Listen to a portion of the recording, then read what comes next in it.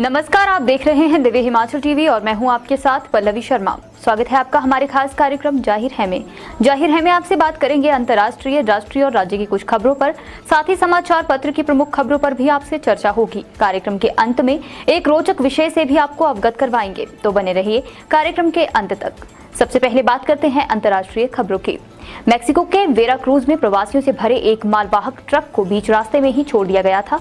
अधिकारियों ने बताया इस ट्रक में 94 प्रवासी सवार थे। प्रवासियों ने किसी तरह दम घुटने से खुद को बचाया। रूस यूक्रेन युद्ध 6 महीने से जारी है। रूसी सेना हर रोज यूक्रेन के शहरों पर मिसाइलें दाग रही है। इस बीच अमेरिका ने बड़ा दावा किया है। अमेरिका का कहना है अब तक इस जंग में करीब 75,000 रूसी सैनिक मारे जा चुके हैं या घायल हुए हैं।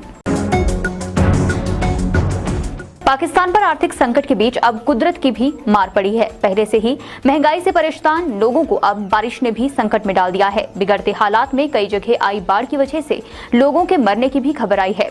रिपोर्ट्स की माने तो अब तक 300 से अधिक पाकिस्तानी भयंकर बारिश में जान गंवा चुके हैं।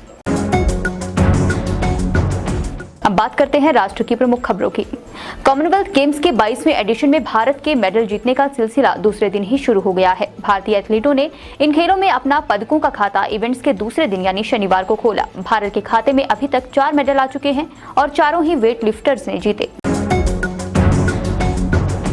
देश में मिले मंकी पॉक्स के पहले मरीज को अस्पताल से छुट्टी मिल गई है। केरल के कोल्लम का रहने वाला 35 वर्षीय शख्स यूएई से लौटा था। उसे मंकी पॉक्स वायरस से संक्रमित पाया गया था। भारतीय क्रिकेट कंट्रोल बोर्ड ने शनिवार को जिम्बाब्वे के खिलाफ 18 से 22 अगस्त तक होने वाली 3 मैचों की वनडे सीरीज के लिए टीम इंडिया की घोषणा की। वेस्टइंडीज के खिलाफ वनडे सीरीज में टीम की कमान संभालने वाले शिखर धवन को ही जिम्बाब्वे दौरे के लिए कप्तान बनाया गया है। रोहित शर्मा को इस सीरीज से रेस्ट दिया गया है। केएल राहुल और विराट कोहली इस सीरीज में नजर नहीं आएंगे। अब बात करते हैं राज्य की प्रमुख खबरों की। हिमाचल प्रदेश में फिलहाल बारिश से राहत मिलने की उम्मीद नहीं दिख रही है। मौसम विभाग ने यहां रविवार 31 जुलाई से लेकर मंगलवार 2 अगस्त तक भारी बारिश का पूर्वानुमान जारी किया है।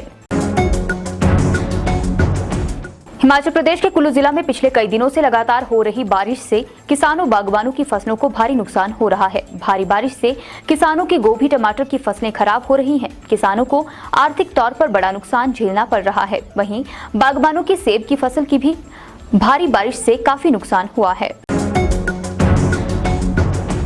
हिमाचल प्रदेश के ऊना जिला में स्थित बंगाना में 16 साल की नाबालिग युवती के साथ दुष्कर्म का मामला सामने आया है। पुलिस ने पीड़िता की शिकायत के आधार पर मामला दर्ज कर जांच शुरू कर दी है। अब बात करते हैं समाचार पत्र की प्रमुख खबरों की। राष्ट्रमंडल खेलों के दूसरे दिन भारत की झोली में वेट लिफ्टरों ने पदक डाले हैं। वहीं मीराबाई चानू ने गोल्ड जीतकर देश का गौरव बढ़ाया है।